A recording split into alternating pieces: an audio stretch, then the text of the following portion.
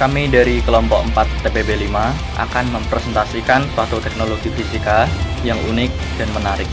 Namun, sebelum kita bahas lebih lanjut tentang apa yang akan kita presentasikan, kita akan memperkenalkan diri terlebih dahulu. Nama saya Adrian, NIM 119370037 dari Teknik Pertambangan. Nama saya Ari Wijaya Kusuma, NIM 119280037 dari Prodi Teknik Kimia. Nama saya Dewi Kameli Irawat, NIM 119270006 dari Prodi Kimia. Nama saya Rangga Arpindo, NIM 119320055, Prodi Teknik Fisika 19. Nama saya Zahra Syahida, NIM 119111054, Prodi Fisika. Nama saya Ahmad Yusuf Maulana, NIM 119130046 dari Prodi Teknik Elektro. Saat ini, baterai merupakan alat penyimpan energi yang praktis, sehingga banyak diterapkan di dalam perangkat elektronik. Untuk dapat menggunakan perangkat elektronik tersebut, maka baterai harus diisi terlebih dahulu.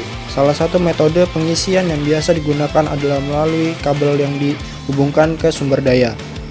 Namun penggunaan kabel ini dirasa kurang praktis dan nyaman untuk digunakan, entah itu karena kabel yang digunakan terbelit atau perlu waktu untuk mencolokkannya dengan perangkat elektronik.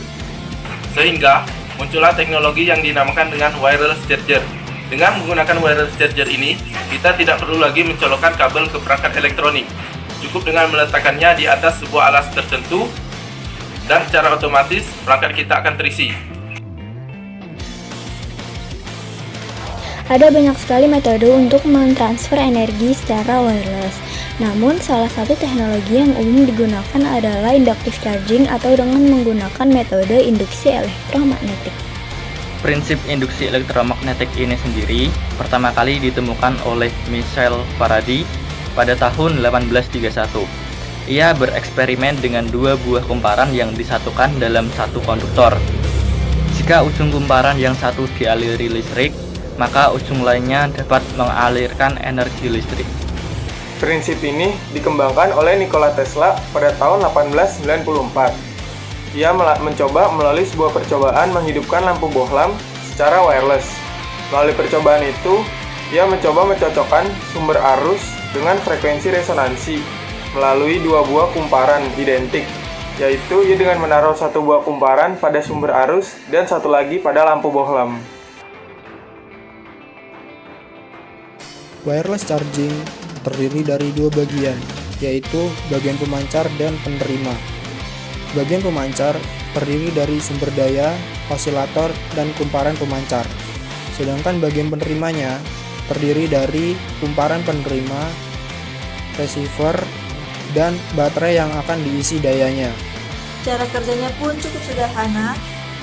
Pertama-tama sumber daya dialirkan menuju osilator untuk disetting dayanya agar sesuai untuk diteruskan ke kumparan pemancar. Saat kumparan pemancar ini dialiri arus listrik, kumparan ini akan membentuk suatu medan magnet. Medan magnetik ini kemudian diterima oleh kumparan penerima dan diubah menjadi medan listrik, diteruskan ke rectifier untuk diperoleh agar dapat mengisi baterai.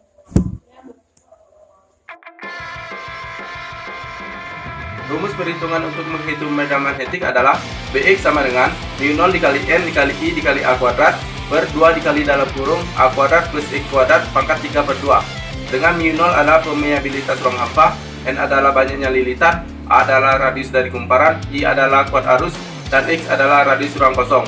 Rumus ini hanya berlaku untuk kumparan dengan bentuk pipi dan bentuk memudar, karena bentuk ini sangat sering digunakan. Jadi, bentuk yang berbeda akan menyebabkan rumus fisika yang berbeda pula. Namun, secara umum, rumus perhitungan pada kumparan pemancar dapat dicari dengan rumus menghitung nilai medan magnet jika dialiri sebuah arus, dan pada penerima menggunakan rumus menghitung nilai arus yang muncul akibat medan magnetik. Keunggulan dari teknologi wireless charger diantaranya adalah kita tidak perlu lagi dipusingkan oleh kabel, sehingga lebih nyaman. Lalu, kita juga dimudahkan dalam melakukan pengisian, karena kita tinggal meletakkan perangkat kita di dudukan atau alas wireless charging dan perangkat kita secara langsung akan terisi. Sebagai teknologi yang tergolong masih baru saat ini, teknologi wireless charging memiliki banyak sekali kekurangan. Kekurangan yang pertama dari teknologi wireless charging adalah teknologi ini masih tergolong mahal sehingga tidak banyak perangkat elektronik yang diaplikasikan dengan teknologi wireless charging ini. Yang kedua, teknologi wireless charging ini memiliki daya efisiensi yang masih rendah dibanding menggunakan kabel. Yang ketiga, teknologi wireless charging ini memiliki keterbatasan jarak sehingga tidak memungkinkan jarak yang digunakan oleh pengguna dengan teknologi wireless charging ini dapat dikatakan jauh, sehingga teknologi wireless charging ini harus bersentuhan dengan perangkat yang digunakannya. Teknologi ini memiliki potensi yang sangat besar untuk dikembangkan agar menjadi lebih baik lagi.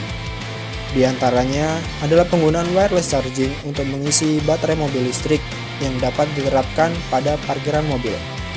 Sehingga jika kita memarkir mobil listrik kita, secara otomatis mobil akan terisi dan saat kita mengambilnya dari parkiran, mobil siap untuk digunakan.